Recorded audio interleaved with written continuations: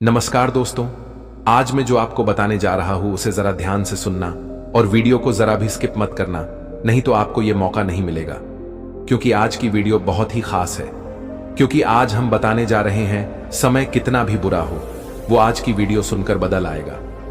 दोस्तों, आज हम एक ऐसे विषय पर चिंतन करने जा रहे हैं जो हर मानव के जीवन में अनिवार्य है। समय कितना भी बुरा हो, ये दो बातें जान लो। ये केवल एक वाक्य नहीं है, बल्कि जीवन की सबसे गूढ़ शिक्षाओं में से एक है। यह विषय जितना सरल दिखता है उतना ही गहरा है। भगवान बुद्ध की शिक्षाएं इस सत्य को उजागर करती हैं कि दुख, कठिनाइयां, बुरे समय ये सब जीवन का हिस्सा है और इनसे निपटने के लिए हमें दो बातों को कभी नहीं भूलना चाहिए।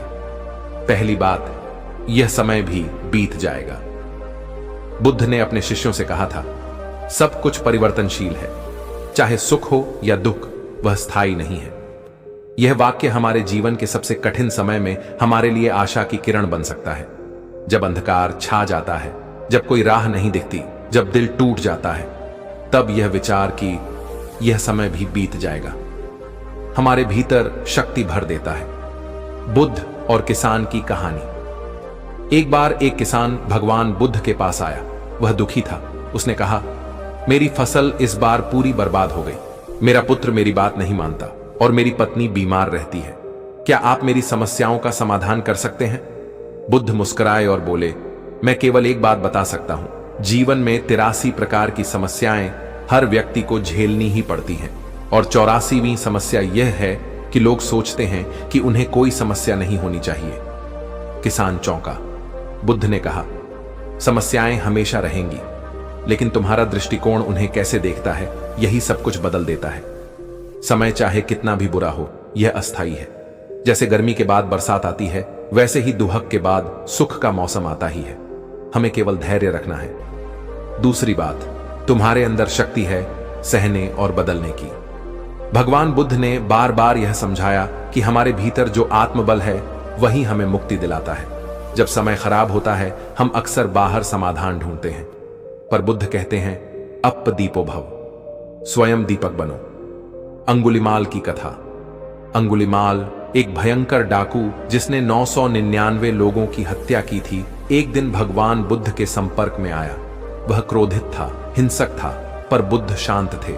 उन्होंने बिना डरे कहा, मैं तो रुक गया, अब तू रुक। अंगुलिमाल ने पूछा, आप रुक गए? आप तो चल ही रहे हैं। बुद्ध बोले, मैं द्वेष, घृणा, क्रोध से रुक गया हूं, पर तुम अब भी उसमें भाग रहे हो।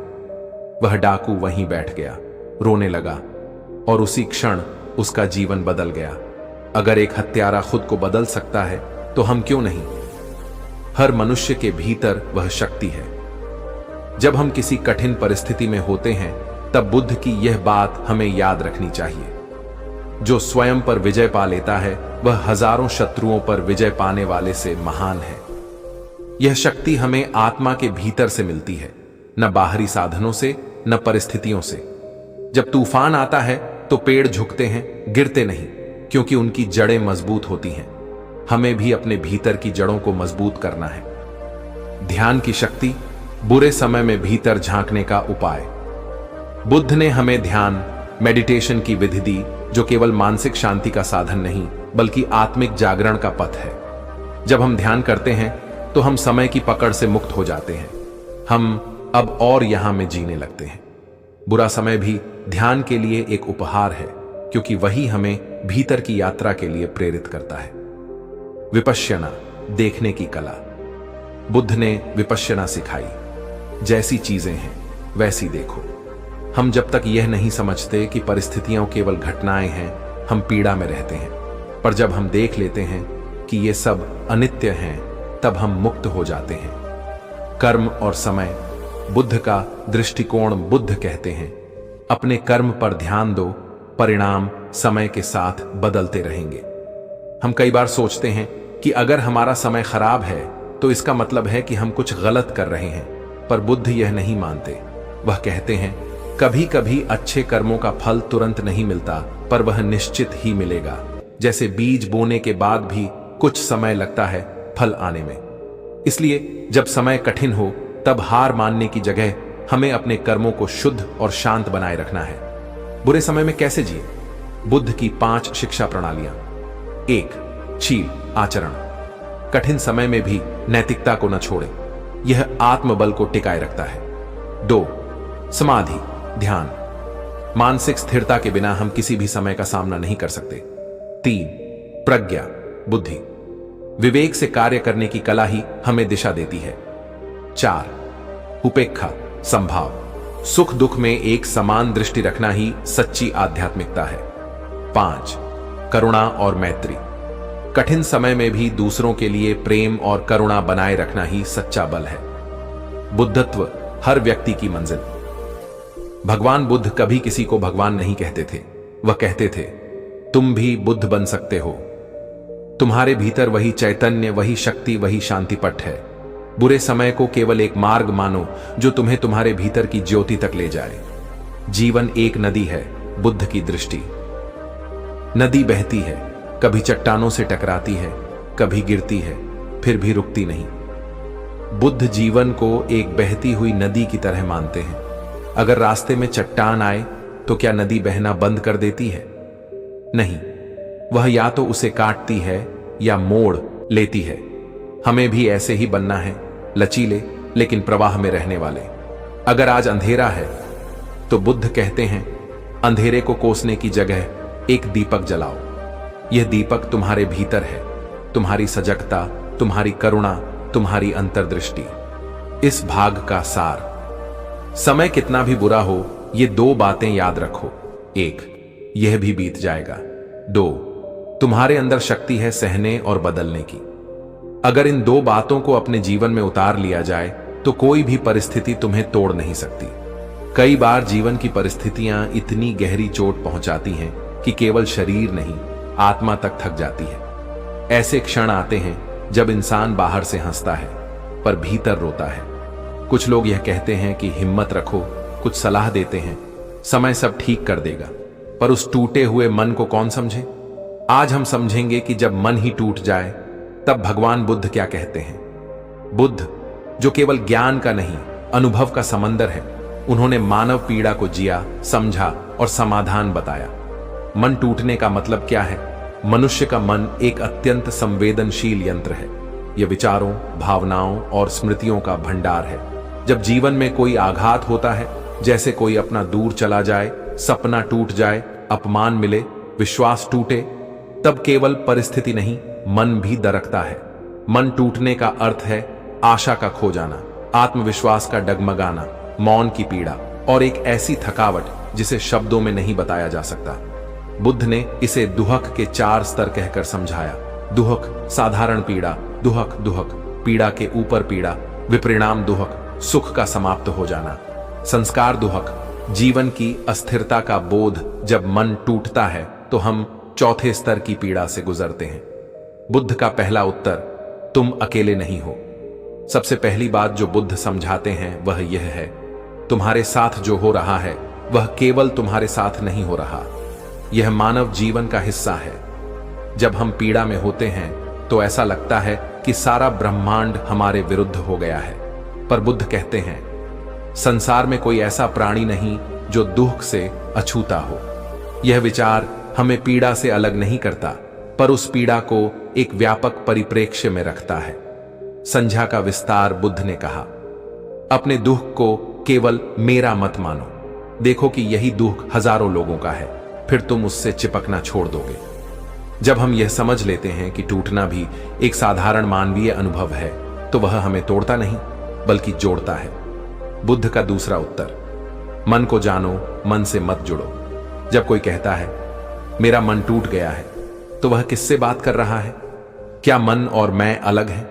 बुद्ध कहते हैं, मन एक मेहमान है, तुम उसका मेजबान हो। जब हम अपने मन के साथ खुद को जोड़ लेते हैं, तब उसका टूटना हमारा टूटना बन जाता है। पर जब हम मन को केवल देखने लगते हैं, तो हम उससे ऊपर उठ जाते हैं। विपश्यना की कला, बुद्ध की ध्यान तकनीक विपश्यना यही सिखाती है।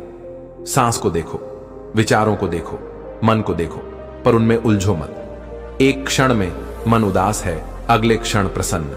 यह परिवर्तनशील है। अगर हम इसे बस देखें बिना निर्णय के, तो इसकी पकड़ कमजोर हो जाती है। मन के तूफानों को देखना सीखो, बुद्ध एक सुंदर दृष्टांत देते हैं। मन को आसमान समझो और विचारों को बादल। बादल आएंगे जाएंगे पर आकाश वही रहेगा। जब मन टूटता है तब भी भीतर वह शुद्ध आकाश बना रहता है। हमें केवल उस पर ध्यान देना है, न कि बदलते हुए बादलों पर। तीसरा उत्तर, जैसे शरीर का जख्म भरता है वैसे ही मन का भी। जब हम गिरते हैं और हमारे घुटने छिल जाते हैं तो क्या हम मान लेते हैं कि अब हम कभी चल नहीं पाएंगे? नहीं, हम मलहम लगाते हैं, आराम करते हैं और समय के साथ वह घाव भरता है। बुद्ध इसी सिद्धांत को मन पर भी लागू करते हैं। मन की पीड़ा भी शरीर की तरह धीरे धीरे भरती है, अगर हम उसे कुरेदना बंद कर दें। कुरेदना क्या है? बार बार पुराने विचारों को सोचना, आत्म आलोचना करना, दूसरों की तुलना में खुद को कमतर समझना बुद्ध कहते हैं। हर विचार एक बीज है। अगर तुम बार बार पीड़ा के बीज बोओगे तो दुख ही उगेगा। इसलिए अगर मन टूटा है तो सबसे पहले उस विचार जाल से बाहर आओ। जो हुआ वह बीत गया, अब उसे देखने का दृष्टिकोण बदलो। चौथा उत्तर, सत्य को स्वीकारो, प्रतिकार मत करो। बुद्ध का एक प्रसिद्ध उपदेश है, जितना प्रतिकार करोगे उतनी पीड़ा बढ़ेगी, जितना स्वीकार करोगे उतना समाधान निकलेगा। टूटा हुआ मन इसलिए और टूटता है क्योंकि हम यह नहीं स्वीकारते कि हम टूट गए हैं। हम बहादुरी का नकाब पहन लेते हैं, दूसरों के सामने मुस्कान का अभिनय करते हैं, लेकिन भीतर छटपटाते रहते हैं। स्वीकारो कि तुम थके हो, स्वीकारो कि तुम टूटा महसूस कर रहे हो, स्वीकारो कि अभी कोई रास्ता नहीं दिख रहा। बुद्ध इसे सत्य की प्रथम दृष्टि कहते हैं। जब तुम अपने भीतर की स्थिति को बिना झिझक देख लेते हो तभी तुम उसे पार कर सकते हो। बुद्ध की करुणा, आत्मा का मलहम। बुद्ध केवल ज्ञान नहीं देते, वे करुणा भी देते हैं। जब तुम टूटे होते हो बुद्ध तुम्हारे पास बैठते हैं। वे न उपदेश देते हैं न प्रश्न करते हैं, वे बस समझते हैं। उनकी उपस्थिति ही यह कहती है, मैं जानता हूं तुम अकेले नहीं हो, यह पीड़ा भी बीतेगी। मैत्री भावना, स्वयं से प्रेम करो। जब मन टूटता है तब लोग खुद से घृणा करने लगते हैं। बुद्ध कहते हैं, जैसे तुम अपने प्रियजनों के लिए दया रखते हो वैसे ही खुद के लिए भी करुणा रखो। मैं स्वस्थ रहूं, मैं सुरक्षित रहूं, मैं शांत रहूं। यह मंत्र केवल शब्द नहीं, आत्मा की दवा है। टूटे हुए मन के लिए बुद्ध के 7 सूत्र। धीरे चलो, हीलिंग टेक्स टाइम। रोज ध्यान करो, सांसों को देखो, पीड़ा को स्वीकारो, उससे भागो मत। स्वयं से प्रेम करो, दोष नहीं। संगति बदलो, दुखी लोगों में नहीं, समझदारों में रहो। कला से जुड़ो, लेखन, चित्र, संगीत से खुद को अभिव्यक्त करो। प्रकृति के पास समय बिताओ, पेड़ों, जलधाराओं से मित्रता करो। किसी ने पूछा बुद्ध से, अगर सब कुछ अस्थाई है तो जीवन का क्या अर्थ?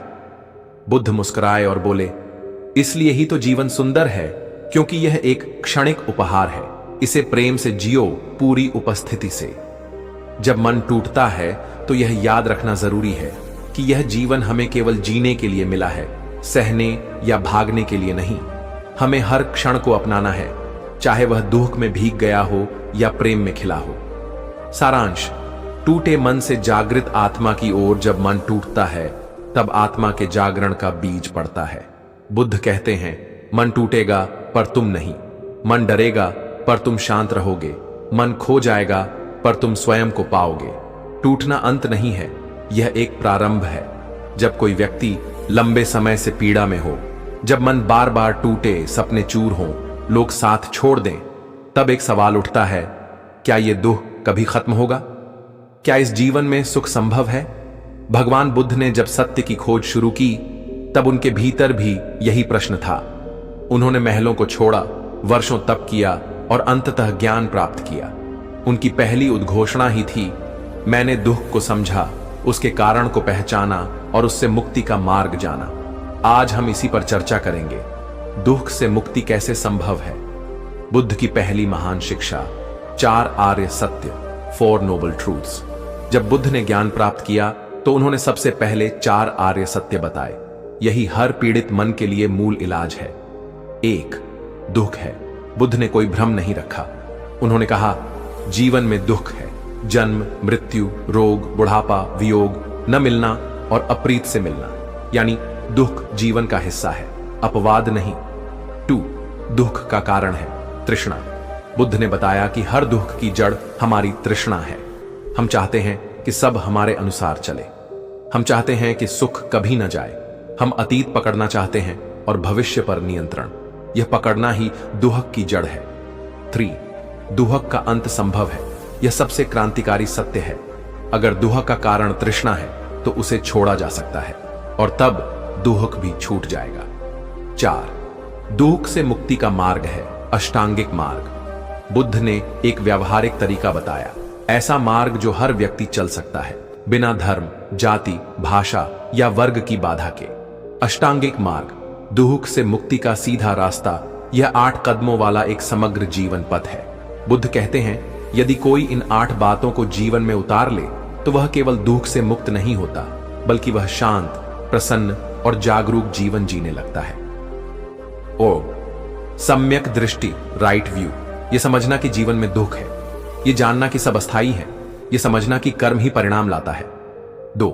सम्यक संकल्प, राइट इंटेंशन। करुणा से सोचो, क्रोध, घृणा और लालच के बिना जियो, मन में शांति का बीज बो। 3. सम्यक वाणी, राइट स्पीच। झूठ न बोलो, कठोर और अपमानजनक शब्दों से बचो, वह बोलो जो सत्य, प्रिय और आवश्यक हो। 4. सम्यक कर्म, राइट एक्शन। किसी को हानि मत पहुंचाओ, नैतिकता से जियो, संयम रखो। 5. सम्यक आजीविका, राइट लाइवलीहुड। ऐसा कार्य करो जिससे किसी को दुख न पहुंचे। छल, हिंसा, शोषण से दूर रहो, ईमानदार और सद्गुणी आजीविका अपनाओ। 6. सम्यक प्रयास, राइट एफर्ट। नकारात्मक भावों को रोकने और अच्छे भावों को बढ़ाने का निरंतर प्रयास करो। आलस्य और आत्मदया से बाहर निकलो, हर दिन थोड़ा थोड़ा आगे बढ़ो। 7. सम्यक स्मृति, राइट माइंडफुलनेस। हर क्षण जागरूक रहो, क्या सोच रहे हो, क्या बोल रहे हो, क्या कर रहे हो, सबका भान रखो।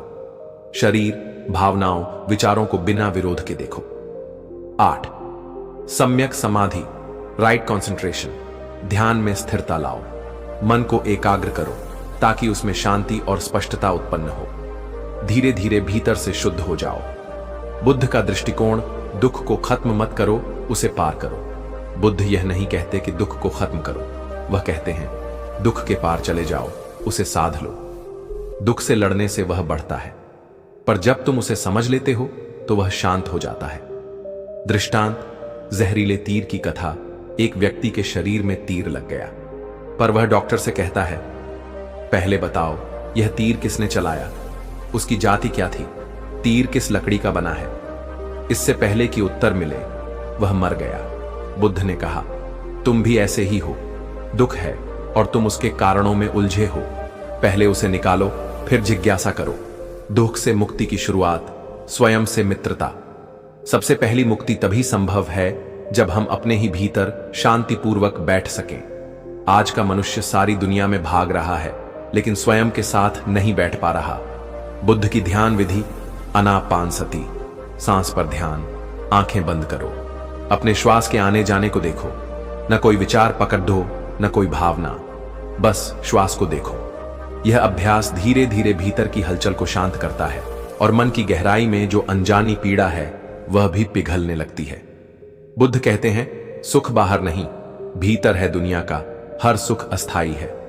सम्मान भी जाएगा, लोग भी बदलेंगे, शरीर भी बचेगा नहीं, पर अगर भीतर शांति है तो कोई भी दुख तुम्हें नहीं डिगा सकता। दृष्टांत, रत्नों से भरा तालाब। बुद्ध कहते हैं, तुम्हारे भीतर एक तालाब है, शांत, गहरा और रत्नों से भरा, पर तुम उसकी सतह पर उठते गिरते बुलबुलों से जुद्धे हो। अगर तुम गहराई में उतर सको तो सारा खजाना तुम्हारा है।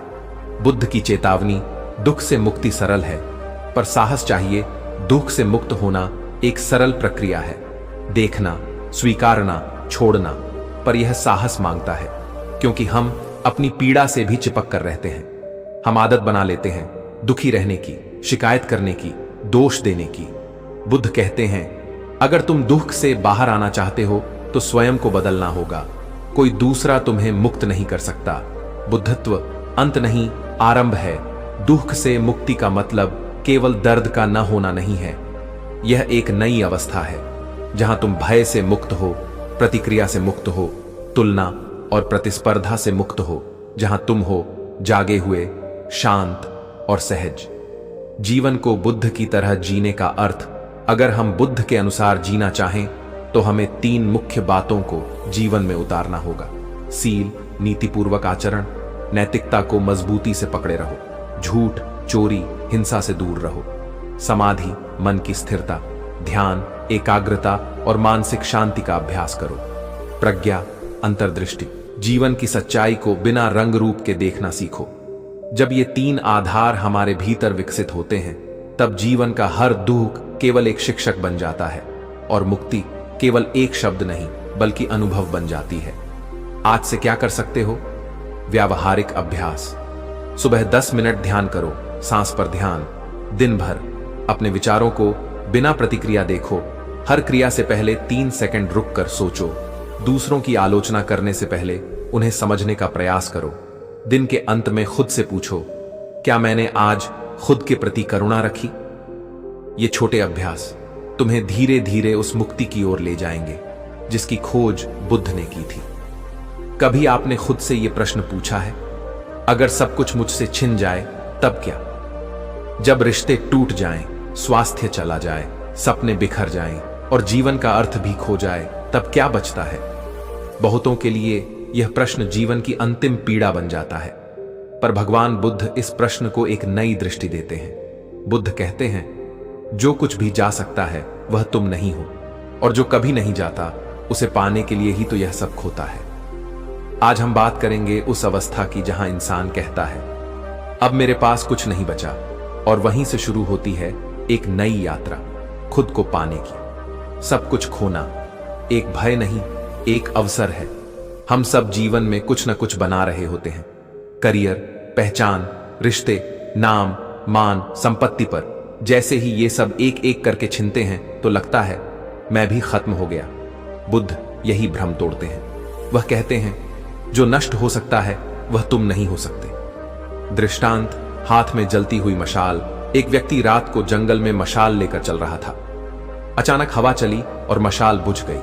वह अंधेरे से डर गया और सोचने लगा कि अब वह खो गया है। पर तभी चांद की रोशनी निकली और उसे रास्ता दिखने लगा।